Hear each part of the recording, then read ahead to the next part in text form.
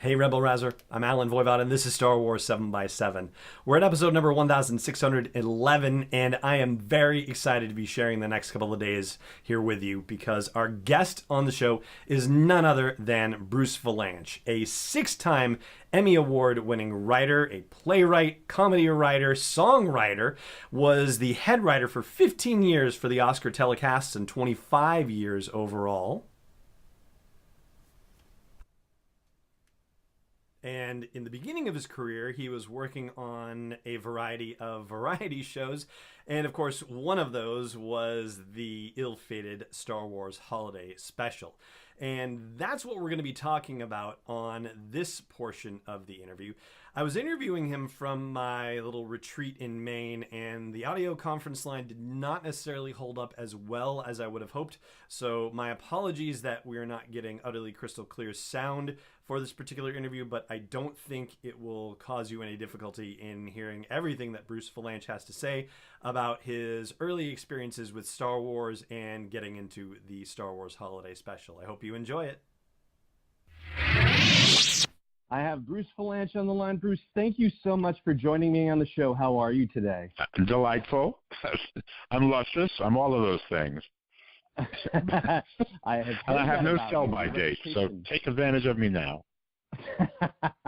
Oh, believe me, I plan to. I want to talk to you about a lot of different things, but we're going to mostly limit it to the Star Wars Holiday Special. And let's just start with this. First of all, had you seen Star Wars before you worked on the Holiday Special? Like, what was your, opinion of it at the time? Oh, yeah.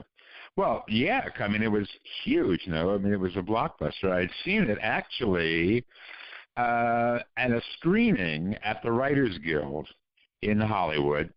It was so long ago. It was the old Writers Guild Theater, and I remember it was packed because there was word on the street that this was going to be big. Although I don't think they really thought it was going to be as big as it was, but they thought it was going to be like a summer picture that everybody had to see, and especially the younger generation. And Hollywood is always about finding out what the youth wants. It has been since the studio system broke up because young people go to the movies. So we all flocked to see the thing, and it was fun. It was like I remember thinking it was kind of like when I was a kid. There was a tail end of the tradition of going to the movies on Saturday. Saturday matinee was kids' matinee. And there was always some an Abbott and Costello picture or some kind of Martin and Lewis, something like that. And there were a lot of things that accompanied it. And one of them was the Republic serials, and they were stories that they were serials. I mean, you went back every Saturday to catch up. Every episode was a cliffhanger, and there was a lot of them were spacey. There was Buck Rogers in the 21st Century, and Captain Video and things like that. And Star Wars reminded me a lot of those. There were Indiana Jones was actually taken from one of those things. It was totally inspired by the Republic series. So I thought this was like a Republic serial blown up to CinemaScope and special effects and all that. And it had all of those weird characters and everybody spouting aphorisms. And so it was very enjoyable. And then it was over, and I went outside, and there were all these people milling on the sidewalk. And I was young, and they were grabbing me going, what was that? What did we just see? They couldn't figure out why there was buzz on this movie, because to them it was kind of like some kind of crap, but in Technicolor. And then, of course, it opened, and it became a cult thing immediately, but in a way that nothing had been cult before. I mean, it was mobs of people lined up to see it, and in costume already, and it was a genuine phenomenon. It wasn't the first blockbuster. I mean, Jaws was like the first kind of blockbuster that opened in a lot of theaters and you couldn't escape. I mean, this was in that tradition, if there was a tradition already. But so I remember thinking, well, this is a lot of fun, and who knows what's going to happen with it. And then, of course, it wound up becoming a franchise. But I got involved in it, but in between those two. I mean, the second movie, Empire Strikes Back, was in the works and was shot and done, and the holiday special happened as a kind of stopgap is the wrong word, but it was kind of like a fuel injection for the franchise for the year off between the movies, and or 2 years off, however long it was before they got the Empire out there, and it was designed to keep interest in the franchise because it hadn't really established itself as a franchise yet. There had only been one movie. So were you then surprised, your agent calls you up and says, hey, you're doing a great job with the Bette Midler stuff and the Donnie and Marie show, and I got something new for you. Work on a Star Wars holiday special. I wasn't surprised. I wasn't surprised because I was doing a lot of variety, and variety was all over the place. I mean, you never knew exactly what kind of thing you were going to be doing. And this one was considered off the wall. Nobody knew exactly what it was. And I was considered off the wall. Nobody knew exactly what I was. What? They weren't exactly, well, I knew certain things that I was, but when I'd gotten out to Hollywood in 1975, I had come with the Manhattan Transfer, which was an unusual act, and we did a summer variety series. And then I was writing for all kinds of very hip types, and so whenever anybody was doing anything unusual in the variety area, I would get called in frequently. So it didn't surprise me because it surprised me that they were actually doing this show, because my initial reaction was, how are they going to marry Star Wars to variety television? I mean, and I assumed because they said, look, George Lucas has this idea. I thought, okay, if George Lucas has an idea, then he knows what it's going to be. And it will be interesting. God knows it was. Well, yeah, like the Chinese curse, I guess, about living in interesting times. Well, I think he didn't realize what he was getting into. I think that he sold it, and he looked at it, I believe, initially purely from the commercial side of things, about this will keep the characters going and this will keep the fans happy. And I don't think he ever realized exactly what the network was going to require for the show. And I think that's probably because he didn't watch a lot of television, is my guess. I don't know that. But I would just think if he had was schooled in what was going on, he would have seen all of the warning signs. But that wasn't his world. Yeah, that truly wasn't his world. He was a film guy, and the Star Wars references were filmic references, like the Republic serials and the science fiction things that he had seen in movies, as in theaters. They were not. You didn't really see them on television much. Because I'm sure that guys like George didn't want to watch them on TV because they were cut up and they were commercials and violating all the principles of the auteur theory. Right, and even when he was growing up, television was probably later in coming, comparatively speaking. Yeah, I mean, he's older than I am, so yes. Short answer, yes. So were you in on it from the beginning? I mean, I know that Pat Proft and Leonard Rips, I believe it is, had been working on Shields and Yarnell, the mime thing. So I figured that they must have been in on it comparatively from the beginning. Yeah, I think we all were. We all came in. Rod Warren and Lenny and Pat. I think we all came in at the beginning. I think that later on, when it became clear that there were going to be original musical numbers, Ken and Mitzi Welch were brought in, and they had a production company with Joe Layton, who was a great friend of mine, a Broadway director, choreographer, and I worked on several things, a big Bette Midler show on Broadway with him. And he came in, at that point, I think George had kind of left, because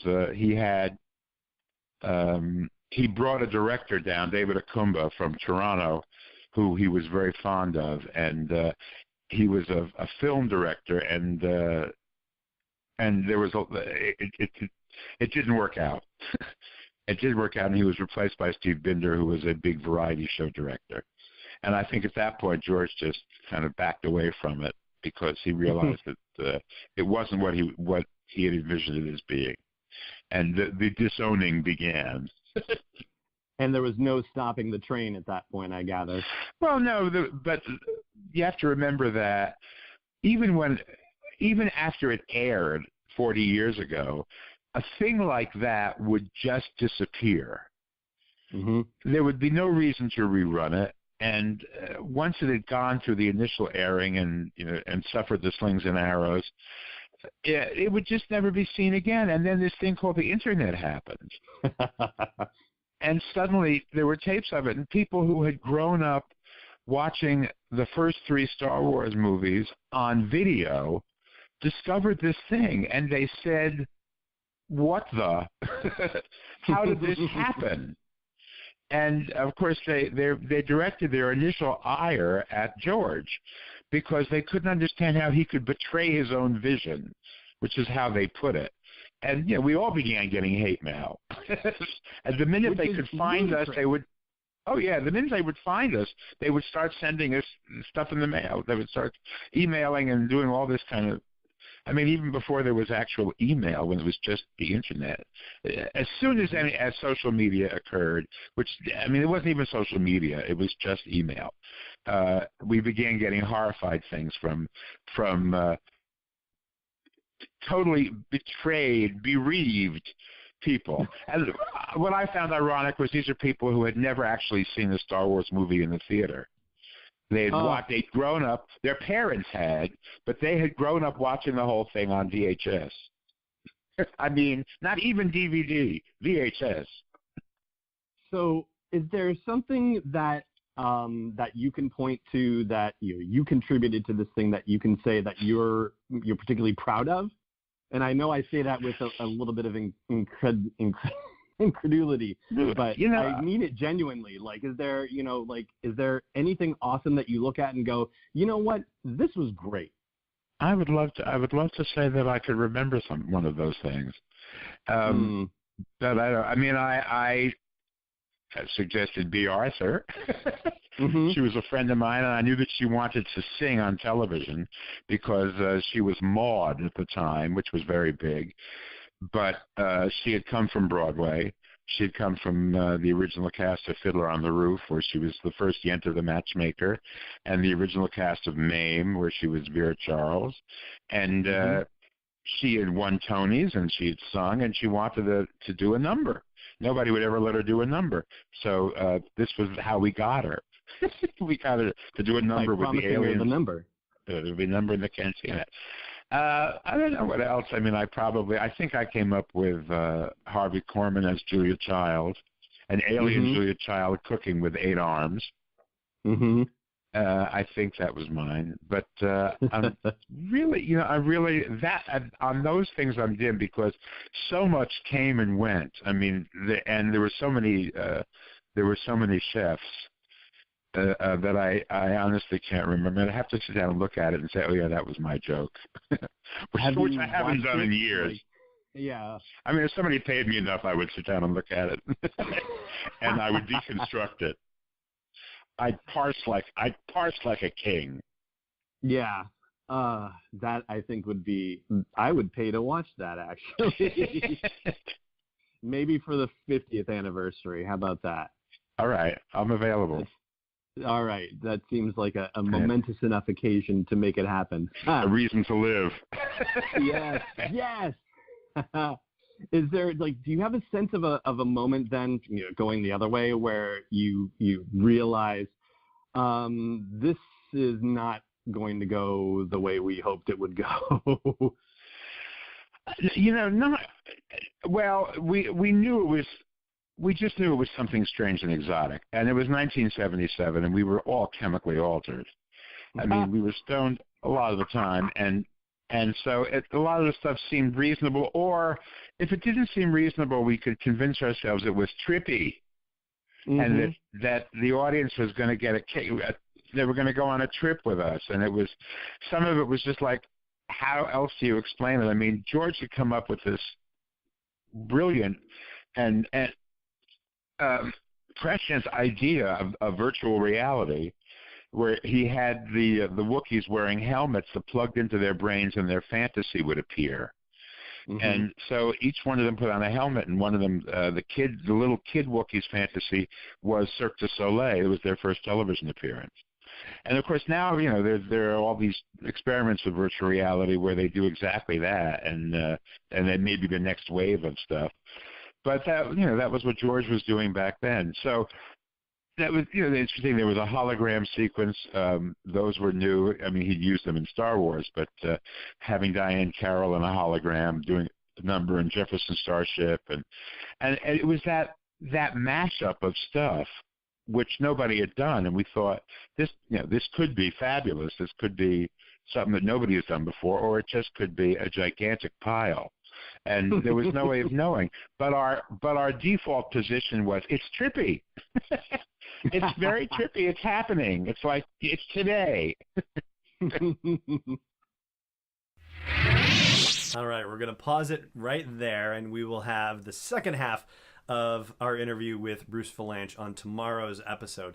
In the meantime, if you happen to be anywhere near Wilmington, Delaware, then I encourage you to check out the Delaware Theater Company production of A Sign of the Times, which is a new musical that has a book written by Bruce Vilanch, and it may very well be headed to Broadway. So now would be a great time to catch it before it gets there and gets super expensive to check out. It is running through the end of December, so do check out A Sign of the Times. And thank you so much for joining me for this episode. I hope you will subscribe to the show to get future updates, and I hope you'll consider supporting this daily dose of Star Wars joy at patreon.com/SW7X7.